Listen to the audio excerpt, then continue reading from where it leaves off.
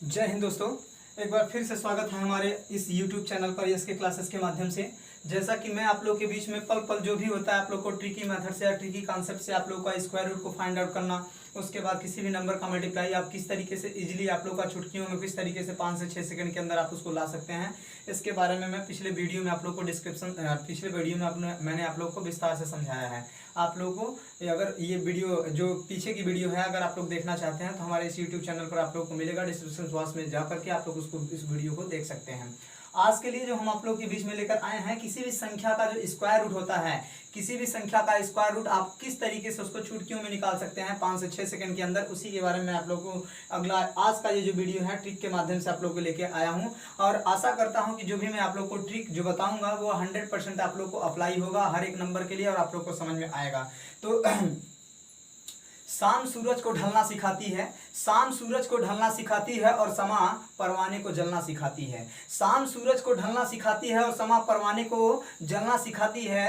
ठोकर खाने से लगती है चोट, ठोकर खाने से लगती है चोट, लेकिन ठोकरे इंसान को चलना सिखाती है। आइए अब मैं ज़्यादा टाइम न लेते हुए अपने वीडियो को स्टार्ट करता हूं। आज का हमारा ट्रिक के माध्यम से या ट्रिक के कॉन्सेप्ट के माध्यम से मैं आप लोग को बहुत ही जबरदस्त धांसू तरीके से आप लोग के बीच में लेके आया हूं कि किसी भी संख्या का घनमूल निकालने का सबसे सिंपल सा ट्रिक मेथड क्या होता है। क्योंकि ये कंपटीशन का दौर है, अगर आपको कंपटीशन में क्वालिफाई करना होता है तो आपके पास समय बहुत कम होता है। तो ऐसे में अगर आप कैलकुलेशन करना स्टार्ट करेंगे तो कैलकुलेशन करने में आपको टाइम ज़्यादा लगता है। तो इसीलिए हम क्या करते हैं, ट्रिक या कॉन्सेप्ट का यूज करते हैं। तो आज का जो हमारा वीडियो है वो आप लोग का है सिंपल ट्रिक के माध्यम से आप लोग का किसी भी संख्या का क्यूब रूट कैसे निकालेंगे। मैं हूं मिस्टर सुभाष कुमार और हमारा ये जो नया यूट्यूब चैनल है इसके क्लासेस के माध्यम से मैं आप लोग को आज इस धांसू तरीके से आप लोग का चुटकियों में इसको यूं करके चुटकियों में इस तरीके से सभी संख्याओं का घनमूल आपको निकाल के दिखाएंगे। बस चंद सेकंड का आपका देर होगा। चलिए टाइम ना इन्वेस्ट करते हुए मैं अपने वीडियो को स्टार्ट करता हूं। सबसे पहला देखिए यहाँ पे मैंने कुछ संख्याएं दे रखी हैं।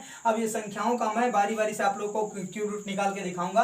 अब आप लोग सवाल ये करेंगे कि सर आप तो ऑलरेडी पहले संख्या यहाँ पे राइट कर चुके हैं। तो संख्या हम इसलिए राइट किए हैं क्योंकि हमारे पास टाइम बहुत कम होता है, वीडियो ज्यादा शॉर्ट हो जाए, शॉर्ट होने की वजह से लोग उसको लाइक ज्यादा करते हैं, ज्यादा देखना पसंद करते हैं, इसीलिए मैंने आप लोग के बीच में लाया हूं। अगर आप लोग मेरे द्वारा बताए गए कॉन्सेप्ट पर अप्लाई करना चाहते हैं तो किसी भी संख्या का क्यूब रूट निकाल के देख सकते हैं। देखिए इसमें क्या होता है, जैसे मान लीजिए फर्स्ट है, इसका पहला जो है पहला आप लोग का है कि 4913। अब 4913 का आपको निकालना है घनमूल। तो 4913 का घनमूल जब निकालना है तो सबसे पहला काम क्या करना है, स्टेप नंबर फर्स्ट में सबसे पहले क्या करेंगे आप लोग, पहले 3 का ध्यान दीजिएगा, 1 10 और 100 पहले 3 संख्याओं का पेयर बनाना होता है, मतलब 3 संख्याओं को एक साथ लेना होता है। ये 3 संख्याओं को एक साथ लेने पर इसका इकाई वाला अंक देखना होता है कि इसका इकाई वाला अंक, यहाँ पे मैंने जो संख्या जिक्र किया है यहाँ पे 1 से 9 तक आप लोग का टोटल होता है। 9 तक तो आपको याद रखना पड़ता है, आगे अगर और बड़ा क्यूब निकालना होता है तो उसके आगे भी आपको संख्याएं याद रखना पड़ेगा। यहाँ पे देखिए इस तरीके से संख्याएं लिखा गया है।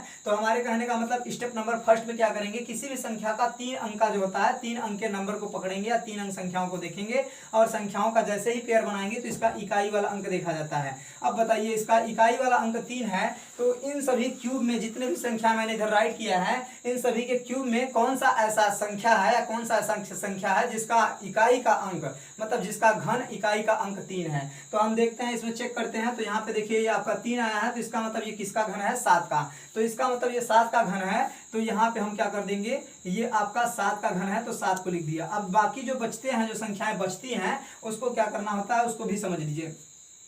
बाकी जो संख्याएं बचती हैं उस संख्या को देखिए, अब ये आपका 4 बच रहा है। अब 4 बच रहा है तो हम देखेंगे कि ये 4 जो है इसमें जो क्यूब है, ये क्यूब में 4 किसके किसके क्यूब के बीच में पड़ता है, किसके किसके क्यूब के बीच में पड़ता है। और जिसके क्यूब के बीच में पड़ेगा उसमें छोटे वाले नंबर का चूज किया जाता है। अब देखिए यहाँ पे संख्या 4 है, तो 4 हम देखते हैं यहाँ पे 1 से ज्यादा है, 8 से छोटा है। तो इसका मतलब ये जो है 4 आपका 1 और 8 के बीच में पड़ रहा है। तो 1 और 8 के बीच में पड़ रहा है तो थर्ड स्टेप आपको, अब दूसरा स्टेप तो ये आपको मिल गया यहाँ पे कि 1 और 8 के बीच में पड़ रहा है। थर्ड स्टेप आपको ये ध्यान में रखना होता है कि इसमें जो छोटी संख्या होती है, जो छोटी संख्या होती है उसी को लिया जाता है। अब देखिए 1 का क्यूब तो 1 है, 2 का क्यूब 8 है, तो 2 का क्यूब तो ज्यादा हो जाता है, 1 का क्यूब कम है, तो कम वाली संख्या को या छोटी संख्या को ले लेते हैं। तो ये 1 जो है किसका क्यूब है, 1 का, तो इसका मतलब इसके बगल में जो है 1 राइट कर दिया, तो ये आपका कितना का क्यूब हो जाता है, 17 का क्यूब हो जाता है। इसी तरीके से अब थोड़ा फास्ट निकालेंगे, अभी तक आप लोगों को समझाने का प्रयास कर रहे थे।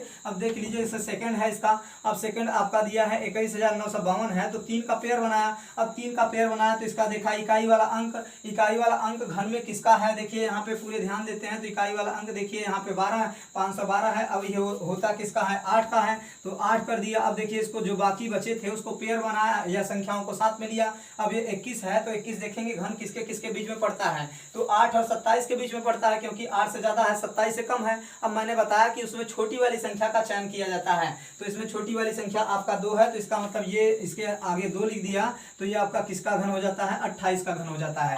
इसी तरीके से और संख्याओं को ट्राई करते हैं। जैसे आपका है 91,125 है, 3 का पेयर बनाया, पहला संख्या क्या है, 5 है। अब हमको पता है कि पहला संख्या 5 है, तो इकाई का अंक 5 है, तो ये 5 का है क्यूब, तो 5 कर दिया। अब बाकी के जो बचते हैं संख्या 91 किसके किसके बीच में पड़ेगा, 64 से ज्यादा है, 125 से कम है, तो 64 और 125 के बीच में पड़ रहा है, तो छोटी वाली संख्या का चयन करते हैं, तो छोटी वाली संख्या 4 है, तो ये आपका इसका आंसर कितना आ जाता है, 45 आ जाता है। इसी तरीके से और संख्याओं को चेक करते हैं, 110, उसके बाद 592 है, 3 का पेयर बनाया, इसका पहला इकाई का अंक 2 है, इसमें चेक किया इकाई का अंक 2 8 है, तो यहाँ पे क्या कर दिया, 8 कर दिया। बाकी के 3 जो संख्याएं बचती है 110 है। अब 110 किसके किसके बीच में पड़ेगा, 125 110 जो है वो आप लोग का 64 से ज्यादा है, 125 से कम है, तो ये 64 और 125 के बीच में पड़ रहा है, तो छोटी संख्या का चयन करते हैं 4, तो इसका मतलब ये किसका घन हो गया, आपका 48 का हो गया। इसी तरीके से और संख्याओं को चेक कर सकते हैं।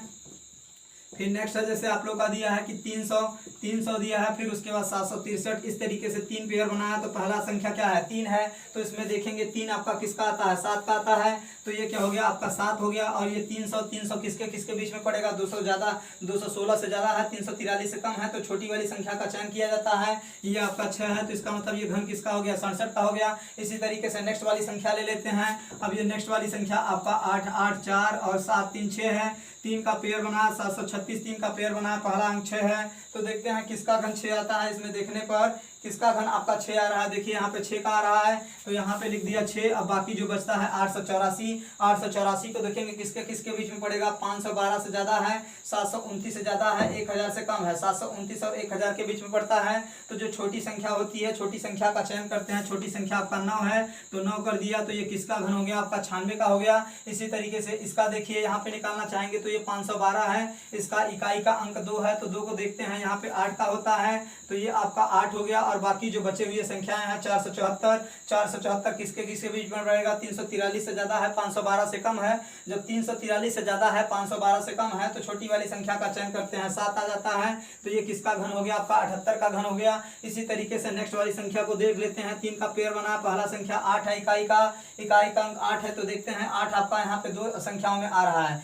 एक यहाँ भी आ रहा है, एक यहाँ भी आ रहा है। तो यहाँ पे देखिए सबसे पहले छोटी वाली संख्या का या छोटी वाली संख्या या बड़ी वाली संख्या का चयन करने से पहले आपको देखिए यहाँ पे ध्यान देना होगा कि ये आपका 8 जो है, ये 8 यहाँ पे भी आ रहा है, यहाँ पे भी आ रहा है। अब देखिए यहाँ पे अगर इसको 2 ले लेते हैं तो यहाँ पे देखिए 551 बचता है। अब 551 बचता है, तो 551 किसके किसके बीच में पड़ेगा, 512 से ज्यादा है, 729 से कम है, तो छोटी वाली संख्या का चयन कर लिया, तो कितना आ गया आपका 82 आ गया। तो इस तरीके से जो